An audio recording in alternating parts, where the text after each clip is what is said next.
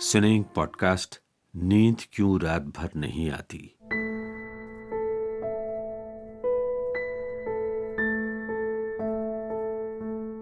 नमस्कार, आदाब। मेरा नाम परवेज आलम है। सिनेंग पॉडकास्ट सीरीज नींद क्यों रात भर नहीं आती के दूसरे एपिसोड में मैं हाजिर हूं मशहूर साइकेट्रिस्ट और साइकोएनालिस्ट प्रोफेसर सलमान अख्तर के साथ, जो इस वक्त अमेरिका में हैं और मैं यहाँ ब्रिटेन में। पिछले प्रोग्राम में आपने सलमान साहब से सुना है कि कोविड-19 ने इंसान के उस लिफाफे में सुराख कर दिया है जिसमें उसकी 6 चीजें महफूज हैं: वक्त, जगह, चीजें, जानवर, पैसा और खुदा। यानी पिछले एपिसोड में हमने टाइम, स्पेस, थिंग्स, एनिमल्स और मनी की बात की थी, लेकिन गॉड, ईश्वर या खुदा का जिक्र रह गया था। बस यहीं से बातचीत का सिलसिला शुरू करते हैं। देखिए, इसमें क्या है कि कुछ लोग बिलीव करते हैं कि गॉड एग्जिस्ट, चाहे वो एक फॉर्म का गॉड हो, दो फॉर्म का गॉड हो, मोनोथीज्म हो या पॉलीथीज्म हो। और पॉलीथीज्म भी एक मोनोथीज्म की पोस्टपोन्ड फिगर है। सूनर और लेटर वो एक ही पे एंड होता है। हर रिलीजन, भगवान है, खुदा है। कुछ लोग बिलीव करते हैं खुदा इंसान से बाहर है, कुछ लोग बिलीव करते हैं खुदा इंसान के अंदर है या खुदा हर चीज के अंदर है। लेकिन सबको डिफरेंट तरह के बिलीफ्स को एक कैटेगरी में रखें कि some people are theists and believers, some people are atheist and non believers. कुछ लोग बीच में अपने आप को ऐसा रखते हैं, भैया मुझे तो पता नहीं है, एग्नोस्टिक्स वगैरह। तो but major camps are of believers and non believers. मेरे नजदीक, मैं कोई इसमें अफलातून नहीं हूँ और मुझे कोई religion is not my field of study, but as basically a psychiatrist and psychoanalyst मुझे तो ये लगता है ज्यादा यकीन किसी भी चीज में रखना जो है थोड़ा सा सस्पेक्ट है। खुदा में बिलीव करना और खुदा में ना बिलीव करना, दोनों अगर रिजिड हो तो थोड़ा सोचना पड़ेगा इसके बारे में। लेकिन ये बहस तो नहीं है इस वक्त। बहस तो ये है कि इसका असर क्या है। तो मुझे ये लगता है जो लोग खुदा में यकीन रखते हैं उनका यकीन और मुस्तहकम हो जाएगा, उनका यकीन और मजबूत हो जाएगा। क्योंकि देखिए, ये बात तल्ख है और ये बात अच्छी नहीं है कहने की, और जिसको बोलते हैं पॉलिटिकली करेक्ट नहीं है। लेकिन कोविड से थोड़े बहुत फायदे भी। ठीक है, लोगों की मौत हुई है, बहुत अफसोस की बात है, बीमारी हुई है, बहुत अफसोस की बात है। लेकिन ध्यान से सोचिए, अगर कैमरे को दूर ले जाएं तो कुछ फायदे भी हैं। इंसान थोड़ा खामोश रहने लगता है, इंसान कुछ बीवी बच्चों के साथ वक्त ज्यादा गुजारने लगता है, इंसान अपने बारे में सोचने लगा है, इंसान पैसे के पीछे नहीं भाग रहा और वक्त की मशीन में बंधा नहीं हुआ है। तो इस तरह से एक सोचने समझने का वक्त ज्यादा मिल गया है, जो कि अच्छी चीज है। बुद्धिज्म में जो 8 नोबल पाथ्स हैं उसमें से एक ये है कि दिन में कुछ वक्त अकेले गुजारो, खामोश और अकेले गुजारो। तो वो गारंटी कर दिया गया है। नतीजे के तौर पे जिन लोगों को खुदा में यकीन है वो इस अच्छे एंड को देखेंगे और समझेंगे कि ये अल्लाह ताला ने या भगवान ने एक इंसान को सबक सिखाया है कि इतना भाग दौड़, इतना पैसा पैसा पैसा, इतना काम और बीवी बच्चों को छोड़ के और मियाँ को छोड़ के और नौकरियां करना हर वक्त, ये इतना मुनासिब नहीं है। क्योंकि परवेज साहब, मैं देखता हूँ जब भी कोई मरीज 60, 65, 70, 75 साल की उम्र का, उसको हमेशा रिग्रेट सिर्फ एक चीज की होती है। इसकी रिग्रेट नहीं होती मैंने पैसा कम बनाया, नाम कम बनाया, काश मैं अपनी बीवी के साथ या अपने मियाँ के साथ या अपने बच्चों के साथ बक्सा करूं। हर आदमी मरते वक्त यही रिग्रेट होती है। तो ये रिग्रेट का इलाज है कोविड थोड़ा बहुत। तो जो लोग खुदा में बिलीव करते हैं वो अच्छे पर्पसेस देखेंगे इसके। जो लोग खुदा में नहीं बिलीव करते हैं वो एक नेचर की रैंडमनेस और नेचर की क्रूअल्टी समझेंगे इसमें, जो कि क्रूअल्टी इस नेचर की अर्थक्वेक से हो, जलजले से हो, सैलाब से हो, आंधी से हो, तूफान से हो, सुनामी से हो, वो एक ही है, वो रैंडम बात है। तो उनको और एथिज्म हो जाएगा। तो आई थिंक ये मजहब का भी जो मामला है ये दोनों पोजिशंस को स्ट्रेंथन कर सकता है। The very fact, though, that it can strengthen both positions, that itself is a disturbing thing to a human envelope. क्योंकि हम चाहते हैं कि एक तरफ रहे मामला, लेकिन ये मामला दोनों तरफ है। नतीजे के तौर पे इससे भी एक लिफाफे में एक और छेद हो गया। तो सलमान साहब, अब तक हमने ये समझा कि वो जो इंसान का जो लिफाफा है, जिसमें वक्त है, स्पेस या जगह है, चीजें हैं, जानवर हैं, पैसा है, खुदा है, इस सब में कहीं छेद हुआ है। जी। और उसका जो भी नॉर्मल पैटर्न था सोचने का, समझने का, कुछ भी करने का, खरीदने का, रहने का, सहने का, उस सब में एकदम से तब्दीली आई। ये जो 6 चीजें जिनका हमने ज़िक्र किया है, 6 बातें, यहाँ से एक तब्दीली आती है। अब ये तब्दीली इंसान के अंदर किस किस्म का रिएक्शन पैदा करती है? उसका बिहेवियर, उसका जो बात करने का तरीका है या दुनिया को डील करने का तरीका है, वो किस तरह से हमें नज़र आता है? अब सोचिए आप, असर तो होगा। सपोज़ कीजिए कि आपको ये हुक्म दिया जाए कि आप आज से कमीज़ नहीं पहन सकते, कमीज़ पहनने की इजाज़त नहीं है। तो बगैर कमीज़ के आपको सड़क पे चलना पड़ेगा पतलून पहन के। तो उसमें सर्दी लगेगी या गर्मी लगेगी, उसमें जिस्म की एग्ज़िबिशन होगी, तो नतीजे के तौर पे मुख्तलिफ ख़यालात आएँगे।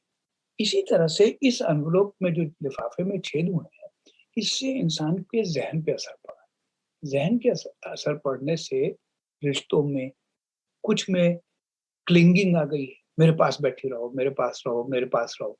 कुछ में डर हो गया रिश्तों से, भई ज़्यादा लोगों से नहीं मिलना चाहिए। तो हमारी बेटी ने एक बार हमसे बात कही कि डैड, ये जो लफ्ज़ इस्तेमाल हो रहा है सोशल डिस्टेंसिंग, ये लफ्ज़ ठीक नहीं है और ये पॉपुलर हो गया है, लेकिन इसके खिलाफ हमको रिबेल करना चाहिए कि we should call it physical distancing. कि सोशल डिस्टेंसिंग तो इस वक़्त नहीं चाहिए, बल्कि सोशल क्लोज़नेस चाहिए। और फिजिकल डिस्टेंसिंग तो फिजिकल बीमारियों की वजह से है, जर्म के ट्रांसमिशन की वजह से। रिश्तों में ये तब्दीली आई है, कितने फ्रीक्वेंटली मिल रहे हैं, कितने फ्रीक्वेंटली नहीं मिल रहे हैं, किससे मिल रहे हैं, किससे नहीं मिल रहे हैं। तो इससे इंसान के दिन जज्बात पे असर पड़ा है।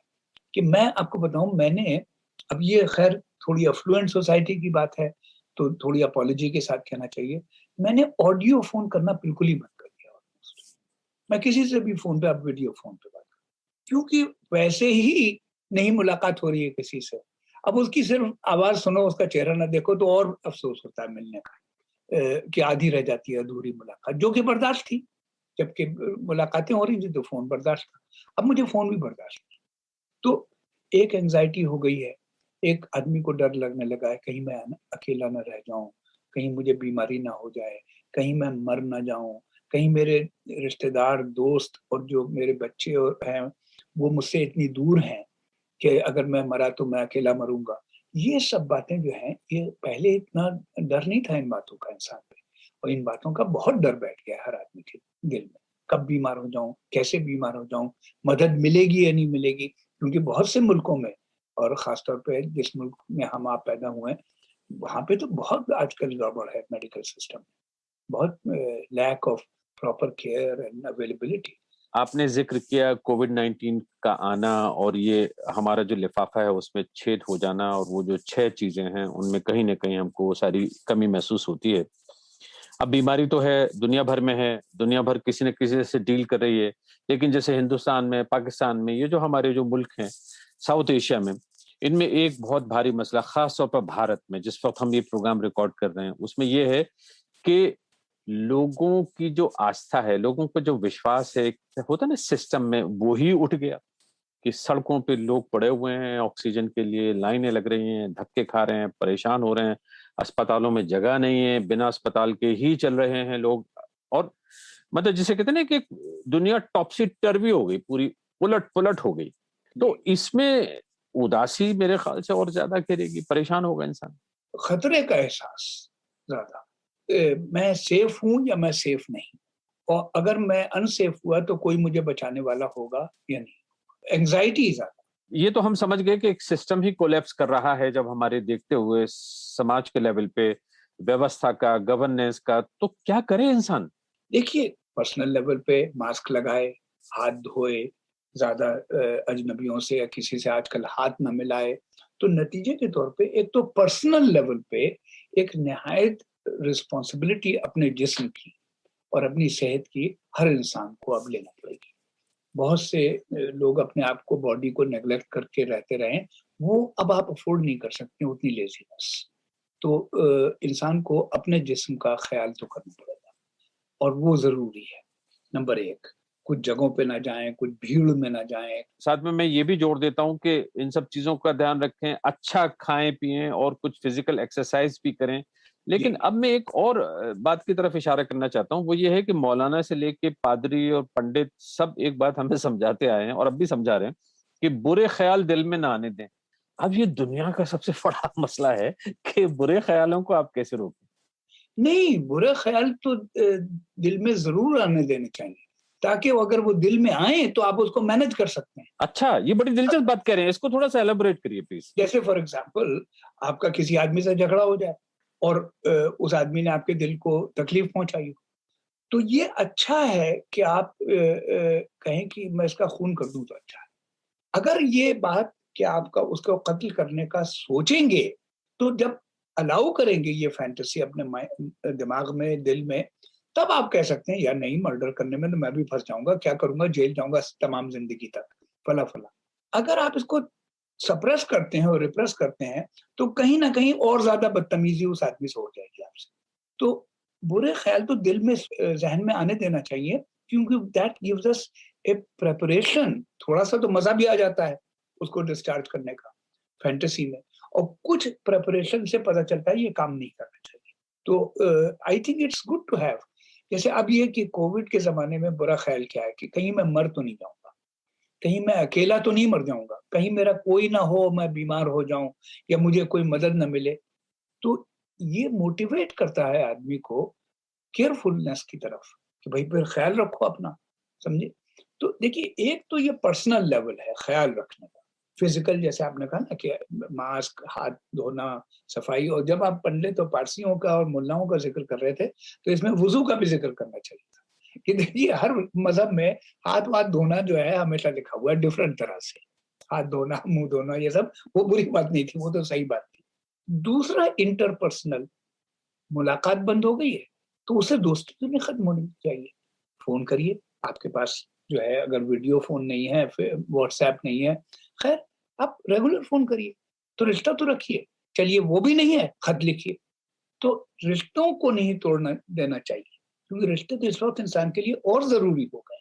तो एक पर्सनल हुई, एक इंटरपर्सनल। अब रह गई सोसाइटल।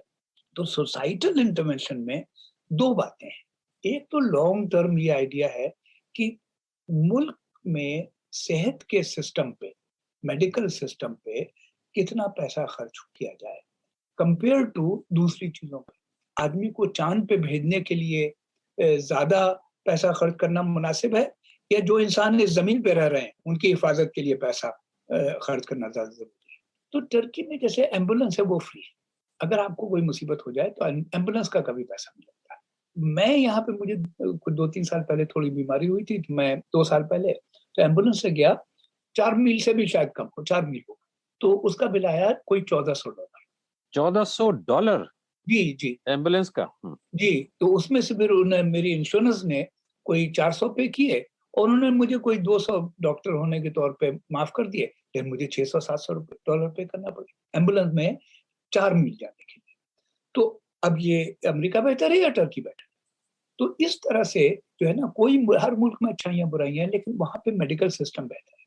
तो पर्सनल, सोसाइटल और हाँ, नहीं तो सोसाइटल में एक तो ये है कि ये पॉलिटिशियंस को ये सवाल उठाना चाहिए, और समाज को पॉलिटिशियंस से, कि हमारे मुल्क का पैसा किस चीज पे खर्च होना चाहिए। बम बनाने पे, या ये कि मिलिट्री को मजबूत करने पे, या ये कि चांद पे जाने पे, या ये कि अस्पताल खोलने पे, या ये कि ऑक्सीजन अवेलेबिलिटी पे। दूसरी बात ये है कि अगर सरकार बड़े बड़े रिलीजियस फेस्टिवल्स को अलाउ करती रहे, बड़ी बड़ी इलेक्शन की रैली करते रहे, जहाँ पे लोग 500-500, 5-5 हज़ार, बल्कि मेलों में और जगहों पे लाखों की तादाद में मास्क न लगाए हुए लोग, उस पे सरकार रोक न लगाए, तो ये सरकार भी कंप्लिसिट है, ये सरकार के भी हाथ जो है खून से रंगे हुए हैं। तो इस सरकार के खिलाफ कुछ बोलना चाहिए, कुछ करना चाहिए। तो ये सारी बातें एक सोसाइटल लेवल पे भी, क्योंकि ये कोविड एक बहुत बड़ा सबक है समाज के लिए। ये नहीं है, देखिए कि अब कोविड कभी नहीं होगा, कोविड नहीं होगा, कुछ और होगा। मैं आपसे बहुत ही स्पेसिफिक सवाल कर लेता हूँ, वो ऐसा जो एक आम आदमी की थोड़ी बहुत मदद करे कि बार बार एक बात कही जा रही है हिंदुस्तान में और भी दूसरे मुल्कों में, लेकिन हिंदुस्तान में तो तयशुदा बात है, बड़े से बड़ा एक्सपर्ट कंफर्म कर रहा है कि लोगों की जो मेंटल हेल्थ है, मानसिक स्वास्थ्य है, जहनी हालत है, वो बहुत ही खस्ता हालत में है। तो अगर इंडिविजुअल लेवल पे हम वो क्या कर सकते हैं जिससे कि हमारी मेंटल हेल्थ बरकरार रहे, कुछ सैनिटी नाम की चीज हम में कायम रहे, वो क्या 3-4 चीजें हो सकती हैं, आसान है, जो की जा सकती हैं, हर इंसान कर सकता है? हाँ, एक तो अ, हमेशा हमारे अमेरिका में तीसरे प्रेसिडेंट जो थे थॉमस जेफरसन, तो उनका एक बड़ा अच्छा जुमला है कि truth is the ultimate form of kindness. Truth is the ultimate form of kindness. कि सच जो है उससे ज्यादा मोहब्बत सी और नरमी की चीज कोई नहीं है इन द एंड, चाहे कड़वा सच भी। वो मैन्युफैक्चर्ड फैक्ट्स ना हो। इसमें real facts by real doctors. जैसे हमारे मुल्क में अमेरिका में the presence of doctor Fauci has made such A profound difference. He is a physician. ये कम से कम 45 साल से जो सेंटर ऑफ डिजीज कंट्रोल, जो कि इन्फेक्शियस डिजीज का सबसे बड़ा रिसर्च सेंटर है अमेरिका में, अटलांटा में, 45 साल, और कोई डायरेक्टर है कोई 15-20 साल से। तो अब ये आदमी बोलता है तो जो है आपको पता है कि ये झूठ नहीं बोल रहा है और ये मेडिकल नॉलेज से फैक्ट बोल रहा है। ये बड़ी दिलचस्प बात करें, इसलिए कि हिंदुस्तान में जब पहला राउंड था ये कोविड का, तो कुछ प्रेस कॉन्फ्रेंसेस लाइव होती थी, सरकार के लोग, मिनिस्टर लोग कुछ बातें कहते थे, अब वो भी गायब हो गया। अब ये है कि जो जिसके दिल में आ रहा है, कुछ अच्छी बात भी कह रहा है, बुरी बात भी कह रहा है, ये समझना बड़ा मुश्किल है कि सच क्या है, झूठ क्या है। और सरकार जो एक अच्छी, हेल्दी, पक्की जानकारी एक्सपर्ट्स की मदद से, क्योंकि देखिए सरकार में भी क्या होता है कि पॉलिटिशियन को तो लोग ट्रस्ट नहीं करते, जी लेकिन ये कि एग्जैक्ट। जो बड़े एक्सपर्ट्स हैं वो अगर आके कुछ बातें कहेंगे दावे से, तो लोगों को किसी हद तक यकीन होगा। जैसे यहाँ पे जाहिर है कि एसोसिएशन होगी, इंडियन मेडिकल एसोसिएशन, जैसे अमेरिकन मेडिकल एसोसिएशन है, उसका जो प्रेसिडेंट है, होपफुली उम्मीद तो यह है कि पढ़े लिखे होंगे और समझदार होंगे, उनसे बुलवाइए ना। Facts are essential. दूसरे, चाहे उसमें धर्म रिलीजन इन्वॉल्व हो चाहे ना इन्वॉल्व, कि इस तरह की बड़ी बड़ी गैदरिंग्स को मना करना चाहिए। इसको बोलते हैं सुपर स्प्रेडर इवेंट्स। खास तौर पे एक कंट्री जिसमें कि सफाई उतनी नहीं है, जिसमें पॉपुलेशन ज्यादा है। जी, मैं वापस आ जाता हूँ, तो चीजें जो एक मैं और आप कर सकते हैं बिना सरकार की मदद के, जो घर में आप किसी को मशवरा देंगे। हमारा ये फर्ज है। देखिए, दोस्ती एक बागबानी की तरह है, इसे गार्डनिंग, जिसमें कि आपको, आप तो जानते हैं आपके पास कितना अच्छा गार्डन, कि गार्डनिंग के लिए मेहनत करनी पड़ती है, and you have to clean the thing, you have to water the thing, you have prune things, फिर वो दरख्त और वो पेड़ आपको या पौधा आपको एक फूल देगा खूबसूरत, फिर आपका घर अच्छा लगेगा। उसी तरह से दोस्ती में बाइलैटरल ट्रैफिक है ना, कि आप कुछ करेंगे दोस्तों के लिए तो दोस्त आपके लिए करेंगे। तो नतीजे के तौर पे इस वक्त हर इंसान को दोस्तों की जरूरत है। तो ये एक हर इंसान का फर्ज है कि अपने दोस्तों को फोन करता रहे, खत लिखता रहे, वीडियो करता रहे, दोस्तों से रिश्ता रखे, वो बहुत जरूरी है। और दोस्तों का ख्याल करे कि अब जैसे आप यहाँ लंदन में बैठे हुए हैं, आप थोड़े सेफ हैं कंपेयर टू हिंदुस्तान। मैं शायद आपसे भी ज्यादा सेफ हूँ अमेरिका में। तो अब मुझ पे ये फर्ज बनता है कि मैं अपने हिंदुस्तान में जो दोस्त हैं उनको फोन करूं, भाई तुम कैसे हो, क्या हो रहा है, तो उनको लगे हम इतने तनहा नहीं। और एक बात जो आप कहते रहे, और बल्कि आपने शायरी के जरिए भी ये बात कही है, आपका एक बहुत ही मशहूर शेर है, आपका शेर है, अंदर का शोर अच्छा है थोड़ा दबा रहे, बेहतर यह है कि आदमी कुछ बोलता रहे। जी, आजकल अंदर तो केओस है, तो बाहर जो है, अगर रियलिटी में हम अपने आप को पुल करें और रिश्तों में पुल करें तो we can save ourselves better. दोस्तों से कनेक्शन में रहें और इधर-उधर की गॉसिप में ना बिलीव करें, फैक्ट्स फाइंड करें। तो दूस फैक्चुअली एक जो शिकायत मुझे बार-बार सुनने को मिल रही है भारत में, पैनिक अटैक्स। थोड़ा-सा मुझे बता दीजिए पैनिक अटैक क्यों होता है? क्या होता है? देखिए, पैनिक अटैक जो है ये लफ्ज़ कोई 10-15 साल पुराना है, लेकिन ये बीमारी 10-15 साल पुरानी नहीं है। तो ये तो एक फैंसी वर्ड आ गया है। पैनिक अटैक का मतलब है कि सडनली बहुत एंग्जायटी होता है, बहुत नर्वसनेस। हमारे ज़माने में जब मैं साइकियाट्री शुरू की थी, इसको बोलते थे एंग्जायटी अटैक। अब उन्होंने कह दिया पैनिक अटैक। चलिए कोई बात नहीं, वो तो नाम है। पैनिक अटैक होता है आम तौर पे 2 सबब से, आम तौर पे, अभी कोविड के बारे में बात। एक ये कि आपको बहुत बड़ा प्रमोशन मिल जाए। आपको कहें कि आप जो हैं इस वक़्त इंडिया के इन्फॉर्मेशन मिनिस्टर बन जाइए कल से। तो अब क्या होगा, ये आपका बड़ा प्रमोशन हुआ। उस प्रमोशन में जब आपके पास ताकत आएगी और पावर आएगी, तो एक तो ये होगा कि मैं भी आपसे फिर डिफरेंट तरह से बात करने लगूँ। आपके दोस्त, आपके रिश्तेदार, आपकी बहन आपसे डरने लगेगी थोड़ा-थोड़ा, ये तो मिनिस्टर है भाई इंडिया का, और लोग आपसे डिफरेंट तरह से बात करेंगे। आपको यकीन नहीं आएगा कि मैं आपसे जब मोहब्बत से बात कर रहा हूँ कि मैं कुछ माँगने वाला हूँ या कुछ क्या है? तो सारे रिश्ते बदल जाएँगे। दूसरे कि आपके दिल में जो एग्रेशन है, जो नफ़रत और जो बदले लेने की ख़्वाहिश है लोगों से, वो अब जागेगी। आप कहेंगे ये तो अब मैं तो इन्फॉर्मेशन मिनिस्टर हूँ, मैं इनको ठीक कर देता हूँ और इनको नौकरी से निकलवा दूँ। तो नतीजे के तौर पे कोई भी बड़ा प्रमोशन जो है वो पैनिक अटैक करता है। दूसरा कि ये जो हम रिश्तों में रहते हैं, माँ-बाप, भाई-बहन, बीवी-बच्चे, ये सब, इनमें से अगर ज़्यादातर लोग या तो मर जाएँ या चले जाएँ दूर, तो आदमी तन्हा हो जाता है, तो उससे पैनिक अटैक होता है। अब वापस आइए कोविड पे। कोविड में पैनिक अटैक इसलिए हो रहा है कि ये दोनों तरफ से सेफ्टी नहीं रह गई, प्रेडिक्टेबिलिटी नहीं रह गई, लिफाफा नहीं रह गया। इट्स लाइक जस्ट लाइक कि आपको ऑर्डर हो जाए कि कमीज और स्वेटर नहीं पहन सकते हैं आप, सिर्फ पतलून पहन के सड़क पे चलिए। तो ज़ाहिर है कि एंग्जायटी तो होगी, जिस्म को तकलीफ होगी। अब यहाँ पे ज़हन की कमीज को हटा दिया गया। That is called panic attack. तो फिर मैं आपसे वही जानूँगा कि एक बार क्या ये अच्छा है कि इसके बारे में लोगों से, दोस्तों से बातें करें या खामोश रहें? बातें करें, लेकिन ज़्यादा नहीं, और कि इसका भी डोज़ होनी चाहिए। जैसे कोई टेररिस्ट अटैक होता है तो आपका जी चाहता है फिर से देखें टीवी, फिर देखें। बार-बार देखना भी मुनासिब नहीं है, ना देखना भी मुनासिब नहीं है, ना देखने से आदमी जाहिल रह जाए, बार-बार देखने से ज़्यादा स्टिमुलेशन। तो कुछ थोड़ी-सी बात करके और बातें भी करें, लेकिन ये कि कोशिश ये रखनी चाहिए कि दोस्तों से ताल्लुक जो है वो बरकरार रहे, कि ये नहीं कि चूँकि सफ़र ख़त्म हो गया है, इसलिए वो मुलाकात नहीं रही, इसलिए दोस्तों को भी छोड़ दें। एक बात बस मुझे बता दीजिए, सिर्फ़ एक बात, कि वो क्या कर सकता है इंसान कि किसी तरह से उसकी जो ज़हनी जो हालत है वो बेहतर रहे, जो मेंटल स्ट्रेस है वो कम हो, ज़हनी तौर पे सेहतमंद रह सके? मैं माफ़ कीजिएगा, एक नहीं 3 कहता हूँ। एक तो अपना ख़्याल रखे, दोस्तों से और रिश्तेदारों के कॉन्टैक्ट में रहे, और शुक्रगुज़ार हो। शुक्रगुज़ारी भी बड़ी अच्छी चीज़ है कि शुक्रगुज़ार आदमी देखे, यार मेरे पास टीवी भी है, कार भी है, मेरे पास मकान भी है, मेरी माँ मुझसे मोहब्बत भी करती है, मेरा भाई में इतना अच्छा है, मेरे यू नो मेरे पास इतने अच्छे-अच्छे दोस्त हैं। तो वो जब अच्छाइयों की तरफ नज़र जाएगी, तो दिल में मज़बूती ज़्यादा आएगी।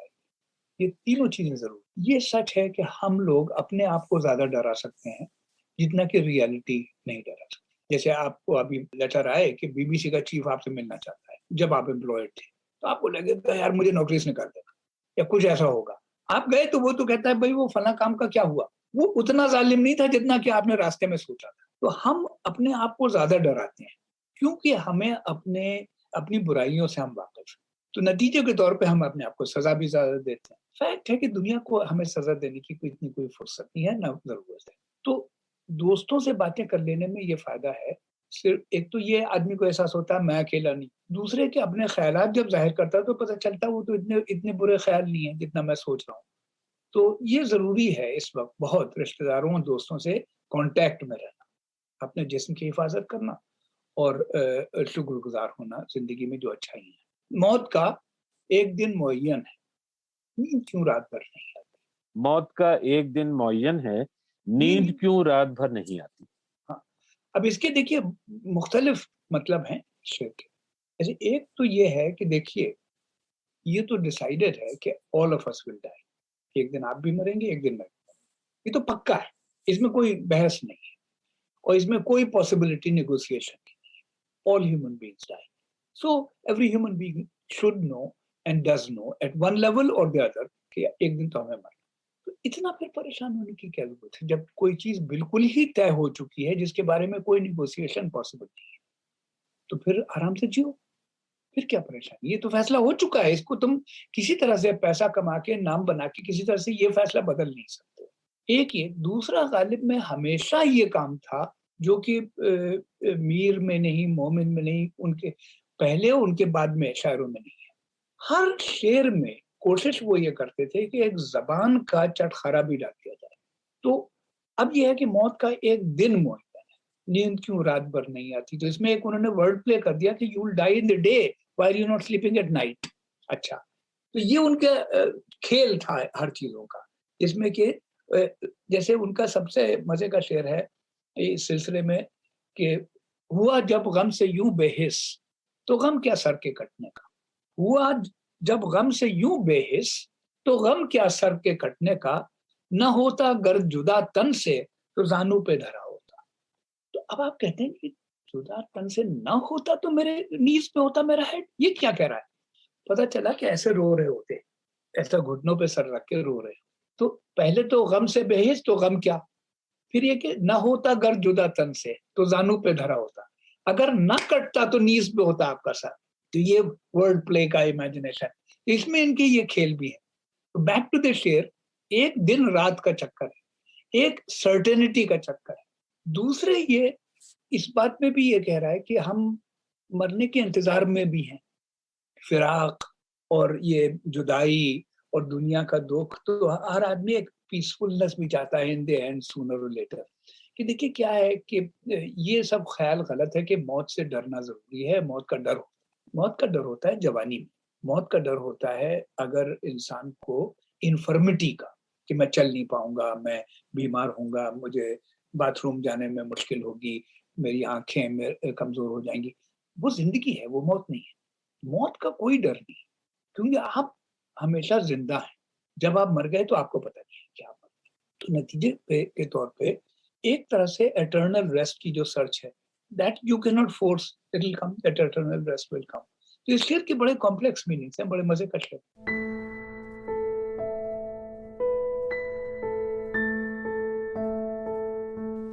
मौत का एक दिन मुअय्यन है, नींद क्यों रात भर नहीं आती।